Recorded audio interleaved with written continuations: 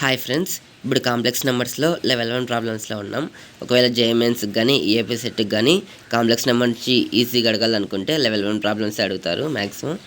So ఇక్కడ question ఏమంటే the points 9 + i, 4 + 39, -8 + 8i, -3, -4i in the Argand diagram represents ఏ అన్నారు.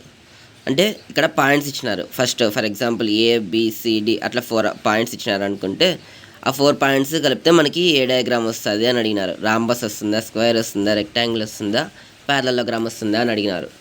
సో ఫస్ట్ పాయింట్ ఏ తీసుకుంటాం. 9 + i అంటే ఏంది, 9, 1 అని పెట్టుకుంటాం. నెక్స్ట్ బి పాయింట్ 4 + 39 అంటే 4, 13, సి అంటే -8, 8, డి అంటే -3, -4. ఇప్పుడు ఒక్కొక్క దానికి డిస్టెన్స్ ఫైండ్ అవుట్ చేద్దాం. అంటే ఇప్పుడు సైడ్స్ తీసుకుంటే ఏబి ఒక సైడ్, బీసీ ఒక సైడ్, సిడి ఒక సైడ్, డిఏ ఒక సైడ్, అట్లా అన్ని సైడ్స్ డిస్టెన్స్ కనుక్కుందాం. ఏబీ డిస్టెన్స్ కనుక్కోవాలంటే మనకి ఫార్ములా తెలుస్తుంది. √x2 - x1 whole square + y2 - y1 whole square.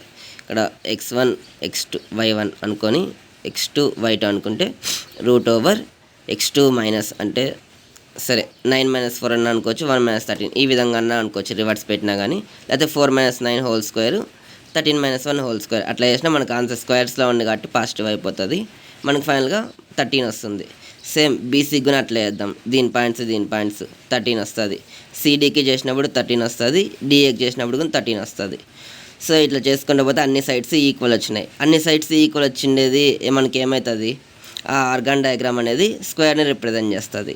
అప్పుడు స్క్వేర్ ఎక్కడ ఉంది ఆప్షన్స్లో, ఆప్షన్ 2లో ఉంది. Therefore option 2 is correct. So thanks for watching friends. Please support me by like, share and subscribe our channel.